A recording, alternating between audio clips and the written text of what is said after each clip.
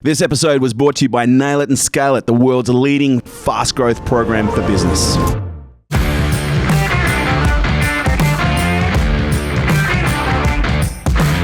Ladies and gentlemen, I have to say this is going to be one of the most important podcasts I think we've ever done. It is my absolute pleasure to welcome to Unstoppable today Salim Ismail, who is the co-founder and chairman of ExO Works, is a sought-after speaker, award-winning author, strategist and entrepreneur. This gentleman not only travels extensively addressing topics including breakthrough technologies and their impact on a variety of industries, including society in general. Salim founded ExO Works in 2016 to help transform global business by capturing organizations into the world of exponential thinking. Currently, Salim is the founding CEO and helping to build Singularity University and has been since 2010 as a founding executive director, but currently as its global ambassador as well. Award-winning entrepreneur in exponential organizations, author of the award-winning exponential organizations, has been featured in numerous media outlets including New York Times, Bloomberg, Businessweek, Fortune Wide and BBC. And his last company, get this, Angstro, was sold to Google in August of 2010, and he gives over 150 talks every single year to audiences all over the world. Salim, welcome to Unstoppable. Great to be here.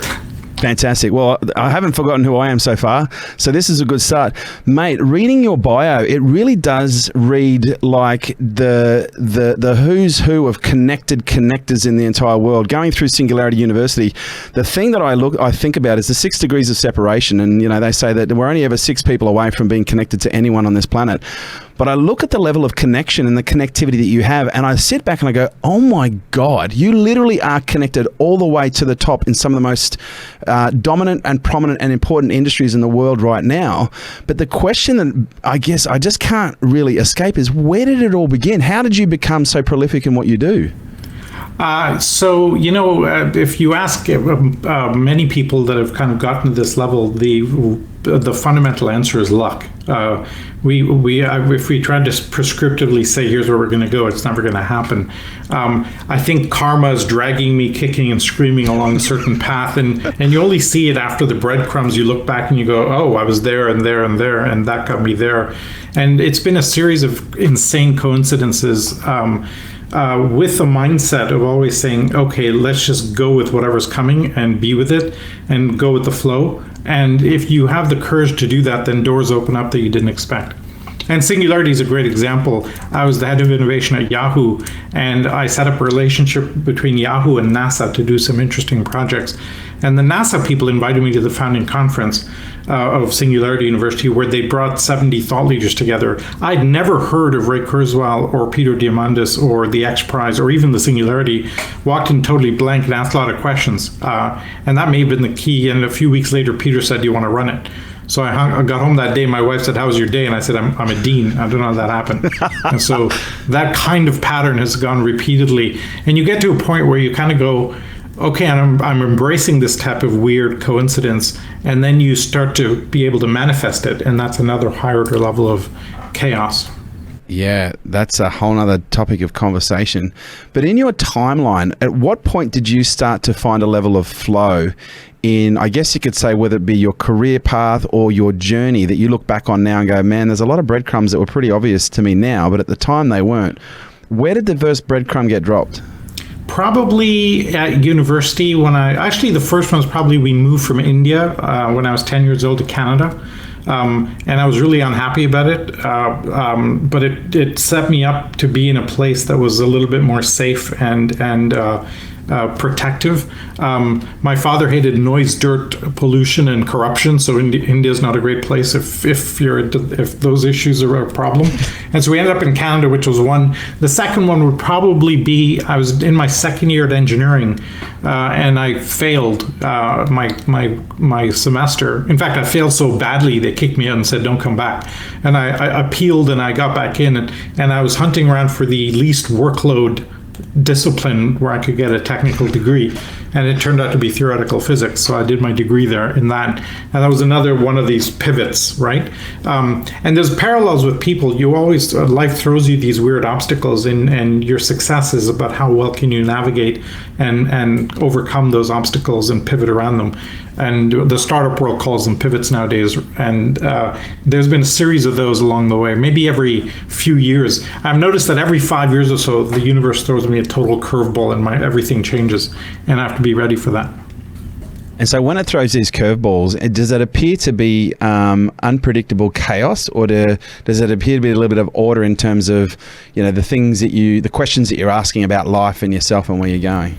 It's usually at some level underneath. I know I shouldn't be there and don't want to be there, and it's not where I should be. But at the conscious level, I'm not able to really, I'm at Yahoo and I'm the head of innovation. I'm a vice president. I'm on a certain track with stock options, etc. But underneath, I'm like, this isn't the way of transforming the world. A big company is not really set up for doing this. But it's hard to change that on a conscious level. I'm about to get married and etc., etc. And then Microsoft tried to buy Yahoo. The whole place goes into chaos. And it was a nice time to make an exit. And so I just exited out. And so that kind of thing happens quite a lot, where I can feel it's not right, there's something coming, but when the change happens, you're never really ready for that change, and you have to navigate that chaos for a while. That's interesting. Oftentimes, do you think that's why the change happens, to actually give us the skills that are missing? I think at the spiritual level, it calls a change in, and then at the human level, you have to force yourself to adapt, and you either make it or not, and then you start again. And you just go through onion layers of that. And so after the buyout from Yahoo, or the exit from Yahoo, what did you do then? So I was casting around, and I joined Yahoo because to lead the incubator and create products that would be really disruptive was incredibly exciting to me. And I had 30 or 40 of the best software developers in the world, and working in this incredible playground. The problem that I learned was that when you try anything disruptive in a big company, the immune system attacks you. And you spend all your time fighting the antibodies, and nobody's having any fun in that situation. And so when the Microsoft bid tried to happen, I took that opportunity to exit. And I wasn't sure what I was going to do then. I said to my wife, I want to do something that really changes leadership globally. And she said, that doesn't sound like a job description. Did you say neurally changes leadership? Globally changes leadership. Globally, right. Yeah, and I wanted to do something that really meaningfully transformed how the world was being run. And she said, that doesn't sound like a job description. And she was kind of unhappy about that. I said, give me 3 months. And then if I can't find a meaningful occupation path, then I'll just take whatever biz dev executive job I can, etc. And 2 months and a half into it, they called me and said, there's this founding conference, and that was the end of that. And that was the Singularity University. Yeah. And it's not often you get to launch a university, so no. You got to go for it. So at what point did you get this? Because it's really interesting, because this is correlating with, I guess you could say, some taps on the shoulder that I've been getting for the last couple of years around reinventing civilization and getting, specific intuitions. And then as of 2019, some pretty hectic visions that have been coming through around the requirement for us to reinvent civilization, because the way that we're doing it is currently not working. I'm curious to know, at what point did you start looking at civilization and asking big questions and going, okay, there's something here that's not fucking working, and I can't see this getting any better. And, because most people would point to, I guess you'd say the environmental changes. Other people would talk to, capitalism. Some people look at democracy and even communism and going, okay, this doesn't seem to be working. We look at the structures in government around the world, or structures in commerce around the world. At what point, what was it that scratched your itch to go, okay, we need to look at this differently? It was when I started at Singularity University, and you realize there's a dozen technologies moving at light speed. And the intersections are causing massive breakthroughs. And I frame it as, I call it 20 Gutenberg moments. In the 15th century, the printing press changed the world. And we actually call that a Gutenberg moment because it fundamentally instigated this transformation in society by democratizing literature, and anybody could read the Bible, and not just the priests who interpret it. And but you think about solar energy, that fundamentally transforms the world. Blockchain fundamentally transforms the world. AI, CRISPR, autonomous cars, drones. I think we have 20 of them hitting us at the same time. And the next follow-on conclusion and observation is that forcing function breaks every mechanism by which we run the world. And so I've been studying it for the last 10 years in quite a bit of detail, and I literally cannot see an institution that survives this. Journalism is broken, education is broken, democracy is breaking, and we're kind of looking at the bowling pins fall, and the technology forcing function is kind of just wreaking havoc, and we don't have leaders that can navigate this. All our leadership training is incremental 20th century status quo, maintain the status quo type models. And we're kind of, the train is pulling into Black Swan Central, right? And so we need a totally new paradigm. And I noticed that in my life, the breadcrumbs are those, the kind of tracking of all of that. And then you get this broader picture and you go, oh, we need to operate at this scale. And I feel gifted that I can think at that level and have access to technology and people that can make a difference. And then it behooves you then to do something about it. It appears to be a lot of the leadership in many areas, whether it be in governance or even in commerce, seems to be very politically orientated. What is it that you see needs to shift at a leadership level in order for the rest of the world to be able to catch up with what's happening at a technological level, for this change to be affected in a positive way versus total chaos erupting around the world? So at a kind of an umbrella level, the way I frame that discussion is we have two choices as a global species right now. We have a Mad Max path and a Star Trek path. Right? Yeah, right. You look at the U.S., it's clearly heading down a Mad Max path. I mean, you look at the events of a few weeks ago. And but technology is actually driving us towards abundance. We'll have abundant energy in the next few years, abundant water. We have abundant education today available online, healthcare, etc. And we actually can tilt that future very quickly. The problem is all of our social structures, political structures, nation states are all governed by scarcity, right? Almost every business in the world for 5,000 years depends on scarcity. If you didn't have scarcity, you didn't have a business. And how did they navigate? So everybody's desperately trying to maintain the scarcity model because they know it. And one maybe my fundamental observation about people is that people would much rather be comfortable than happy. And they're comfortable knowing that this is how the world works and this whole paradigm. And God help you if you actually move to this totally new paradigm that makes everything better. So what do you see is required for us to shift from this Mad Max scarcity model? Because it seems to me if we keep going down the scarcity model, it is going to end up in a Mad Max kind of way, which to me kind of underpins the fact that, or not the fact, or the assumption that democracy is broken. Because I've never been someone who's been interested in politics until we had the bushfires last year. And then when COVID hit, I became very interested in politics all of a sudden very quickly. I'm sure like many people were around the rest of the world. But one of the things that became apparent to me, and maybe I'm wrong here, and I'd love to know your perspective, Salim, but it appears to me that democracy is underpinned by capitalism. Capitalism is essentially driven by levels of scarcity in order to acquire more in the effort to take something that creates less. What do we have to do to create that shift? Is it moving towards a universal structure where there is such things as universal income, where we are taking the best of democracy and the best of communism and blending two together? Because it appears to me if we give people too much freedom, they're going to fuck shit up, which is, to me, where do you see it? Where do you see the middle ground? So I don't see democracy and capitalism going hand in hand. I think democracy enables capitalism. Right? Because the freedom that comes from democracy allows entrepreneurs to flourish, and then capitalism comes from that, right? Okay. What has happened with capitalism, though, is that it's eaten the regulatory system. And the regulatory system that keeps a constraint on it is important. And you need a balance between that. Otherwise, you end up with Texas like yesterday, where it's so capitalized that so market-driven that nobody can deal with an emergency. And the whole place goes without power in any kind of a freak accident environment. Just for reference, the entire state of Texas went without power during the biggest snowstorm they've had in 100 years.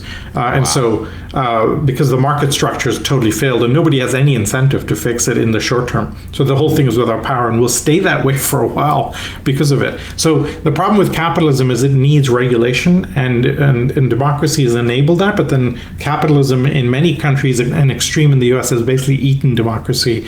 And we have what's called regulatory capture, right? The money is what buys you an election today in the U.S., not the best ideas, etc. Where I see it going is two things. I think there's an incredible opportunity for a universal basic income. I'm a massive fan of that. We've studied this in great detail, and the experiments that have actually run true UBIs have been staggeringly successful. And so that's a vector I think we end up in. The challenge from going from a labor union job economy taxation structure to that is such a huge leap. I have no confidence in our political structures of getting us there. I think the private sector will have to lead us there. So I think that's one. The second thing I think is I'm using a phrase that I'm starting to write an article about called technological socialism. Typical traditional socialism doesn't work because government centralized planning is too inefficient and leads to horrible corruption, right? But if you think about Uber is actually a socialist app. It's allocating assets between people. When it's algorithmically driven, can be incredibly efficient. You need very little regulation to make a system like Uber work. The combination of payments and rating systems, etc., means you can be pretty hands-off. So I think there's a wonderful vector there we can explore in terms of how we structure ourselves going forward. And then the umbrella target is we're heading into an abundance economy. And one of the big insights with all these accelerating technologies is that technology delivers abundance. Technology takes a domain that's scarce and it makes it abundant, whether it's information or solar energy or clean water or healthcare, et cetera, or vaccines, et cetera. And so we need to be planning for a society of abundance, yet all of our mindsets, tribal thinking, social structures, the legal structures, government structures are all geared in scarcity. I've kind of seen this happening in Australia, and I think it's happening in the US right now. We are being, for the most part, floated by incredible levels of stimulus. At the business level, it's been called JobKeeper, where businesses are being paid money to not let go of staff members. Then there's another one which is called Job Seeker, I think it is. JobKeeper, Job Seeker, is that right, Paul? Job Seeker, where people are actually being paid twice the amount of the normal welfare rate in the event if they're losing their job as a result of COVID. I know in the US and in other countries, they're following suit in order to essentially remove the greater catastrophe or deeper levels of recession. But to me, on some level, that might seem to be paving the way for the concept of a universal income. Would you agree with that? Yes, I think it does. And I think it will head that way. Most of the payment structures that we have are just getting us back to where we were 20, 30 years ago, right? We've been slowly demolishing the middle class minimum wage structures, and the working class has been left further and further behind and can't participate in this equity economy and the income economy that's going on. So part of that is just redressing that balance, plus the catastrophe of suddenly, I mean, the US is maybe the worst example of this. 40% of the US cannot put $400 together in an emergency, right? That's a staggering number. That's just a staggering number for the most advanced, richest country in the world. It's an incredible indictment of the failure of the Reagan-type model and neoliberalism. The question is, what do we follow it with, and how do we... Yeah, it's that bad. I'll give you one other stat that blows my mind. Over the last 10 years, 40% of American corporate profits have gone to the financial services sector. 40% of profits. So the financial world is literally sucking the value out of the rest of the economy. And then using regulatory structures to keep themselves protected. Banks are too big to fail, et cetera, et cetera. And at some point, and we're starting to see now the edges of that umbrella start collapsing down. And we think Corona will be that challenge. I see the economy fundamentally imploding in the next 2 years. So that was going to be my next question. Do you see, and everyone from Harry Dent to, I think my auntie has been predicting a massive crash. And then what's really interesting, COVID comes along and I was like, okay, this is going to be it. The markets are going to tumble. Property prices are going to tumble. We're going to finally see, the big reset. Yet the markets are achieving all-time highs. Property prices in Australia, like in Byron Bay where I am right now, it's so excuse the language, it is stupid. Like, it's next level of stupid. We've seen $3 million houses that were listed 18 months ago being sold in some cases for $12 million today. And I'm looking at this going, there's all sorts of stupid going on here. I can't see this ending in a great way as soon as the stimulus runs out, but then we're driven by other economic factors or demographic factors such as lack of supply when it comes to housing. What do you see, again, and this is crystal ball stuff. I know you can't say, well, this is exactly what's going to happen, but what do you think is going to happen? Is it inevitable? I think it is. And let me give you what I think is the causative factor of what we're seeing today is massive dilution of the money supply, right? We have over the last 10 years since the 2008 financial crisis, the stock markets, we've had a boom economy. It's not because the underlying economy is doing better. It's just because we've been printing a truckload of money. Essentially, we've been printing ourselves. Right now, over the last 15 years, we have, for every increase in GDP globally, we're creating $4 increase in debt. So we basically increased debt 4 times for every dollar of increase in GDP. So we're basically growing our way out of this. Now try going to a bank and saying, lend me $100,000 and I'll return you $25,000, and watch how quickly you get shown the door. But there's no limit to governments printing money, and they're all competing to deflate their economies to boost exports, and therefore they're all incented to do it. So it's a race to the bottom across the board. And so essentially this last 10 years of boom has been the dollar money supply expanding just a ridiculous amount. Just this year with COVID, we've increased the dollar money supply by about 50%. So we've printed 50%. That means that's why asset prices are going up so dramatically to adjust for that. Right? That's why Bitcoin is so important, and at some point that will come home to roost. The question is when, and I predict it'll be the second half of this year, when people realize that the governments can't keep pumping money into it, and everybody will move to assets, and the whole thing will come collapsing on itself. Is this just some kind of long-term establishment play that they know, well, look, 40% of all profits are sucked out of the economy into the finance sector. The finance sector is essentially driving, I guess, regulation at a government level, which on some level might be affecting, the stimulus and the printing of money. Is this just kind of some long play by the establishment to fucking pump everything up, suck everything out? When it all crashes, there's going to be, the Blue Seed Island somewhere where the establishment and all their posses are living, while the rest of the world, plays Mad Max for the next 20 years? There's a little bit of that, but not enough that there's some of that at the short-term level. I don't think the game is being played at a long-term level. Short-term meaning, if that, like say in 2008, we knew the mortgage bonds and the derivatives were very, very overvalued, and they kept pumping money into it and extracting the very last dollar out of it, and then the whole thing collapsed, right? And they knew that was happening, and they kind of structured themselves, hedged themselves, etc. Can't remember if it was Goldman Sachs or who it was that pumped these things and then shorted them on the other side to protect themselves on the downside, made money, a ton of money going both ways. That all works until the entire system falls apart. Then you've got nothing. And that's what I think will happen over time, that the entire system will collapse, and then you go back to raw zero. And one of the things that's prompting my kind of work right now is, if you look back in history, and civilizations of the past, the Romans, the Incas, the Mayans, the Aztecs, they all got to a very sophisticated level, and then they hit a boundary condition that they couldn't solve, and they instantly collapsed. And if you talk to the Yuval Hararis and Niall Fergusons of the world, we're kind of there now. All the conditions are there. And so I think the work to be done by folks that are thinking about this is, let's build those institutions of the next generation and the next wave, so that when the existing collapses, it fails over elegantly. Right? You have the Steve Bannons and the Trumps of the world saying, let's tear down the existing. Well, that's like going into Iraq without a plan. You end up in a horrible amount of chaos. If you're going to tear down the house, which I understand, make sure you've got a plan for the afterwards. So it seems to me that on some level, it's unavoidable that there's going to be some level of chaos. In terms of how that's expressed, I guess it's going to be up to how we as different civilizations and cultures regulate the emotional temperature and intensity of that picture being, I guess you could say, all those ideals being shattered. But do you predict that this is going to be some form of, and I want to choose my words very carefully here, because, I know you come from a background in theoretical physics.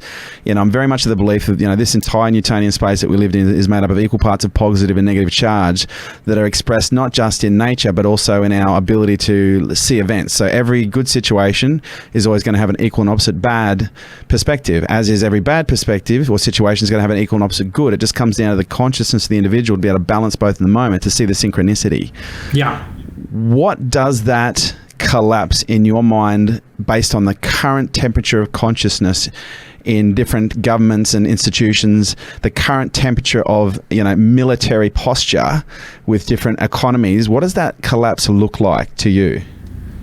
I think that's a hard question, right? That's like saying this building's about to fall. Which direction will it fall in? Yeah. Right? You can give some indications, and you get but you're better off watching the initial situation and going, okay, run if you're in this path. Okay, right. I think that's the way it'll go. It's hard to predict, and this is where it's a very dangerous job being a futurist. You can kind of make a general prediction.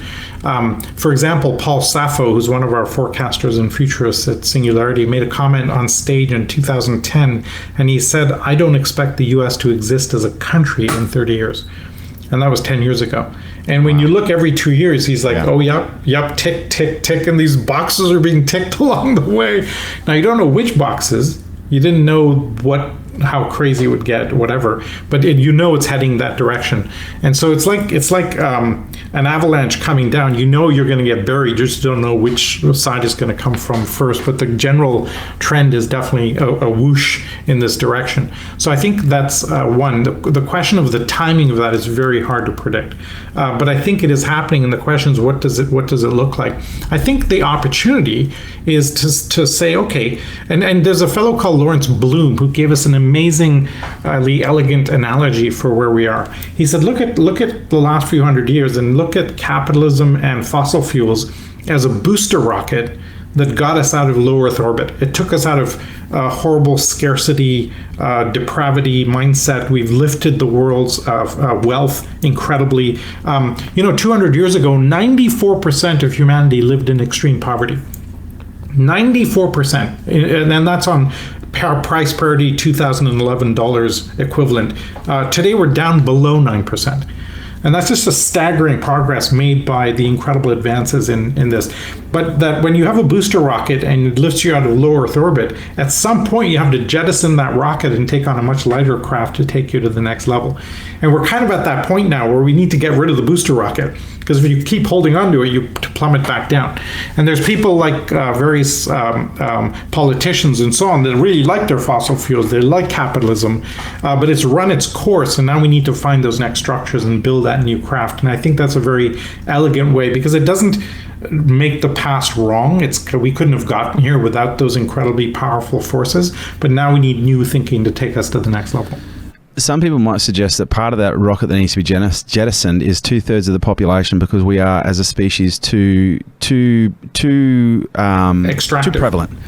And we're too viral in nature in terms of the way that we operate, not living in harmony with our environment, sucking things out of it and leaving things worse than what they were. And I know I don't get the best picture of fucking humanity, do I? But I've heard many great thought leaders compare humans to viruses, in terms of the way that we behave when we're unconscious. Yes. If we were to go back and look at, going back maybe hundreds of years ago, possibly more, we would look at a different species of humans around the world that actually lived in harmony. Whereas now we seem to be so far beyond that. So go ahead. Yeah, I disagree with that viewpoint. I disagree on a couple of levels. One is, when you look at the past, we kind of glorify this wonderful time when people lived in harmony with nature. Well, life was short and brutish and horrible. If you were a woman, you had no idea if your husband going out on a hunt was ever coming back. Yeah, right? Fair enough. And some animal could eat him, and you'd never see him again. You'd never know if you were ever going to see him again. You just had to presume, he got eaten, and that's it. And you have to live with that, and then raise your kids in that, and you just had no idea. At any minute, a bacteria could infect your tooth, and you died. And this is the world until the last 200-300 years. So we romanticize the past. I wouldn't trade places and go back to any other time. I challenge anybody that really would. So that's one. The second one, we are definitely not. I think the key word you hit on there was conscious. We've been growing the world, growing ourselves subconsciously and unconsciously, and we've created this extractive environment. And I'll go back to the booster rocket analogy. When the booster rocket takes off, it burns the crap out of everything around it. It produces a ton of waste and horrible thing, etc. But at least it gets you out of where you were, right? And so most of us in the world are living incredibly wonderful lives of living at much higher levels of Maslow's hierarchy than any of our forefathers could ever dreamed of. True. Right? And so I tend to be on the optimist side of it. Now, there's no question, if we went back 50 years ago, if we knew what we were going to do to the planet, might we have done things differently? Absolutely. And as we go forward in this next generation of AIs, complicated AIs, and biotech breakthroughs, etc., let's make sure we're really, really aware of how we're instrumenting ourselves going forward, because any mistakes in the kind of the future with technologies that are unbelievably exponential, the damages can be exponential. And I do a late night kind of a French salon workshop on metaphysics, philosophy, and the meaning of life, coming from my theoretical physics roots.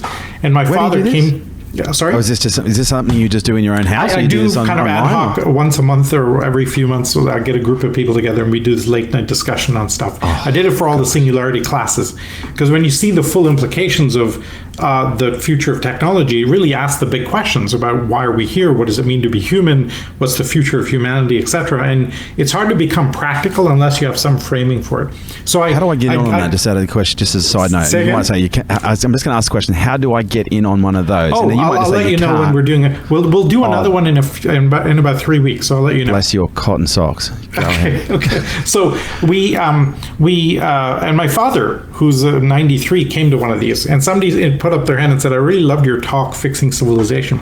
My dad's hand goes up and he goes, "Can I heckle?" And I said, "Yeah, of course you can." And he said, I disagree with your talk completely. And I said, "Really? You don't think we need to fix civilization?" And he goes, "No, of course we do. The problem is we are not civilized. We have not civilized the world.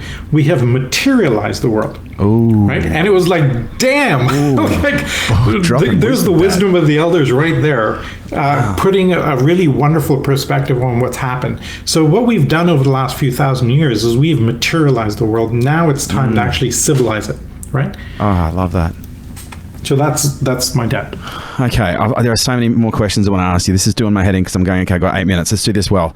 How does Salim Ismail prepare for what's next? How do the people around you, because I look at Elon Musk as a great example. He goes, I don't want to own any homes and I'm going to put all my money into getting to fucking Mars because I want to get out of here.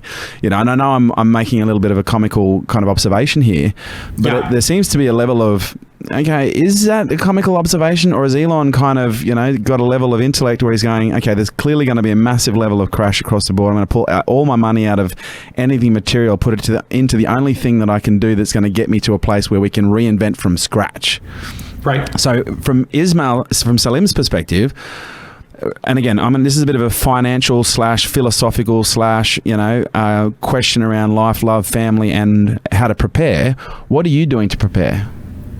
I don't believe that we have the bandwidth or the capability of lifting humanity off Earth. Certainly not in the short term, and certainly not in time for climate collapse, for example. So we're going to have to deal with whatever happens here. And I'm not sure I'd want to be the first few people living in a hermetically sealed bubble on Mars. It's going to be incredibly boring. And one bad guy with a pin will blow the whole deal. And so you have a very delicate situation. Even though we were based at NASA, etc., I remember talking to the astronauts, and they just went, "No, we're bags of water. We are not. We will send avatars and robots and 3D imaging into space and live vicariously through that virtual reality. But I don't believe humanity will go into space the way we think it will." So that's one. So if we go with the assumption that we kind of, no matter what we do, we have to fix things down here. Certainly for the 99.9% of the population that is stuck here, let's figure out what we need to do here. Now, if we're entering abundance, the reason I differ from the earlier comment that was made about we're too many people in the world, it's not taking into account the unbelievable advances in technology via agriculture, vertical farming, solar energy, clean water, etc., that are coming along. And I can give you a couple of examples if you want to. But if we take those into account, we actually are living very wonderful lives, and we're not extracting. You look at a country like India, which has 1.3 billion people. Fly over India and look at how empty it really is, right? There's nobody there. They're all in the big cities. Australia even the same, and Canada got patch us, of dirt. you know. Yeah. So we're nowhere. I think we can certainly. The problem is we're using up too many materials in an unhealthy way, and it's not regenerative and it's not sustainable. That's the challenge. Do you see that changing now? Like obviously with COVID coming in, it seems to be in many respects, COVID's been a great way to hijack attention away from this whole argument around climate change to initiate things that are actually affecting it in very positive ways. Yeah. So I think of COVID I'm going to go to a spiritual level. I think of COVID as a spiritual gift, that it is nature saying to humanity, slow the hell down. You're moving at light speed, bouncing through airport terminals, and you're not stopping to smell the roses. And if you don't want to do it, we will do it to you. And you just slow down, stop, appreciate your family, spend time at home, get to know your neighbors, and this is your chance to really get to know it, unless we send something more serious your way. And so that's, I think, the gift. And note that we have with COVID the first ever real win against climate change. We've never known, none of us have ever known what absolutely clean skies and clean air looks like. And now we do, and I think we will be very unhappy if we went back to the old way. And what we're working on with our ecosystem is to say, okay, the global supertankers ground to a halt. Our current instinct is to restart those engines, to restart it the way we were going, which is terrible for climate change, income inequality, resource extraction, etc. Let's, while it's stopped, grab that wheel and yank it and have it turn off and start in a better direction. You've said a few times about the scarcity economy and the abundance economy. Before we finish, and I've only got a few minutes to do this, what does the abundance economy look like as an everyday person and as an entrepreneur? So let me use the music industry as an example. 20 years ago, we used to sell music as a scarcity model. You'd sell cassettes, DVDs, CDs, and you bought the thing and you listened to it at home, etc., etc. Then we information enabled and digitized music. And all the 7 or 8 major music studios that made it have very nice living selling scarcity basically disappeared and evaporated. And now you have iTunes and Spotify selling abundance on a subscription model, right? $10 a month, all you can eat. And Lord help you if you can figure out how to listen to 50 million songs. We think that transformation as an entrepreneur is where the world is going in all sorts of sectors, education, transportation, energy, healthcare, etc., where we'll get to that point. We used to pay a lot for information services, and now most information is free. We now figure out how to filter it down, etc. And now what we'll do is we'll move transportation to a subscription model, right? We'll move energy to a subscription model, etc. More and more domains will move that way. So as an entrepreneur, figure that out. And I wrote this book, Exponential Organizations. And what we learned in the book was that on the internet, we've learned how to collapse the cost of demand using viral loops and online marketing, etc. And we figured out the demand side. What exponential organizations have figured out, how do you dramatically drop the cost of supply? You think of the cost of Airbnb's cost of adding a new room to their inventory is near zero. If you're Hyatt, you have to build a whole economy, a whole hotel. And now we're seeing a whole breed of new companies coming into industries with a very low marginal cost of supply and completely transforming it. So I'm going to assume, based on what you're saying there, no one has to lose, because if businesses are moving to an exponential model or a subscription model, there would be the assumption, well, if I have to give everything away, and if once upon a time this information was worth something, especially if, let's say, you're a services business or an education business or a consulting business or, maybe even a university, once upon a time this information would have cost me $40,000 to learn over a 3-4 year period. But now you're telling me I can access it for free as long as I've got a laptop and an internet subscription. How do we ensure that there is a balance and that there isn't, a whole bunch of institutions, organizations, and facilitators of information that don't go bust and bang as a result of providing this information, into the ecosystem in the first place? Oh, there will be a ton of companies going bust, and we need that kind of creative destruction to allow us to move to the next level, right? Take the car industry. Take BMW. Their tagline is, "We're the ultimate driving machine," and we're pretty clear nobody's going to be driving. So that's kind of a big tension to navigate. And if they can't navigate that future, what we've seen with disruptive innovation throughout the centuries is that the incumbents almost never make it to the other side. and you get a completely new breed of entities that take it on to the next level. And we're seeing that now repeatedly. The metabolism has been increasing, and I fully expect the next wave of transportation companies, etc., to totally not be the BMWs and Toyotas of the world, because they're too stuck in the old models. And so we'll see that healthy, constructive destruction happening, and then that will gear the transformation for where we're going. And there's lots of cases to say we're selling 95 million new cars a year out there today. If you own a car, it sits empty 96% of the time. It's sitting empty. Right? This is a terribly inefficient use, and we can do things much better going forward. One final question: what do you see as? And I'm curious because obviously I work in the information services education space. You obviously playing a very big game in Singularity University. What do you see the next wave of education looking like under the abundance economy?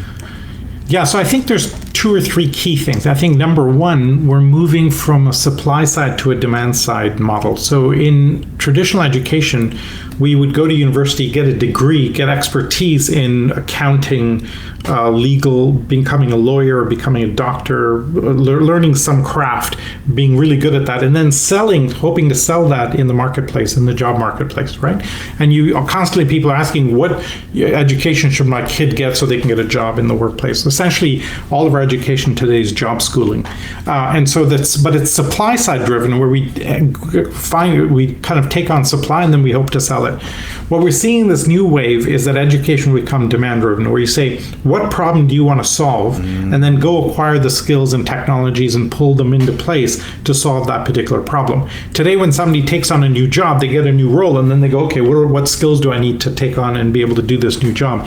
And if you ask kids, what problem do you want to solve? They will be much more passionate about getting into that and trying to solve that problem. So that's one pattern. The second pattern is that we're moving from educational systems that are push systems. Today we get a bunch of kids into a classroom and we try and cram algebra into them, right? And mostly they're thinking about lunch.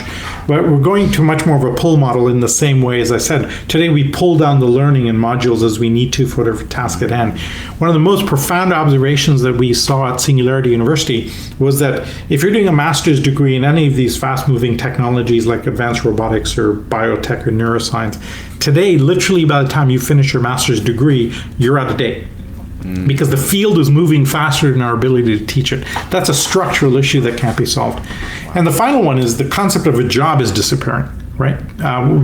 As you go into UBI type structures over time, fast as possible, you don't need to have the traditional models operate. And so all of those 3 combined mean that we're in for a radical transformation in education, where I should just be able to go pick up an online degree or online certification for a very low cost, driven by what a problem I want to solve. A great mentor once said to me, solutions have no value. They only derive their value from the problems that they solve. And I think that really kind of is the entrepreneurial equation. You know, depending on what you're looking for will depend on what problems you're able to solve. What are you investing in right now? I know I said one more. Sorry. Put all your money in Bitcoin. That would be one easy example. But I'm putting all my money into the ecosystem and all my time into the ecosystem we're building, which is now about 8,000 people around the world, and training them in the tool sets for transforming the world. Salim, thank you so much. I've gone 3 minutes over, and I never do that. I just have never been so captivated, I have to say, probably in the last 300 odd podcasts. Can I be so bold as to say, can we get you back at some point in the future? Because absolutely. This has been happy to do it. You are absolutely phenomenal. So Salim, if people want to find out more about you, more about Singularity University, more about what it is that you do and the genius you bring to the world, where's the best place for people to go and look, mate? My website is salimismail.com, but that's just a boring kind of site for me. SU.org is Singularity University, which I'm mostly out of these days because the book has kind of taken over my life. The main website I would point people to is openexo.com. which is a platform of our 8,000 community where we have very vibrant discussions, and we do give free training on all of this, all of our material, so people can take this. The big problem we're working on is how do you solve the immune system problem, and not just in big companies, but also in the public sector, where you have to fight existing policy. And we've actually cracked it, so we now have very viable tool sets to solve those problems. And by enabling that and giving that out to as broad an audience as possible, then we're able to really enact transformation. Salim, I want to thank you for your time. I want to thank you for your wisdom, for your information, but also for the genuine humility that you bring to the space that you hold, mate. There's a genuine abundance that is held in a humble space, and you literally are the epitome of that. So thank you so much. That's very kind of you. Thank you so much for having me. Ladies and gentlemen, that is Salim Ismail on Unstoppable. We'll have all those links in the section below.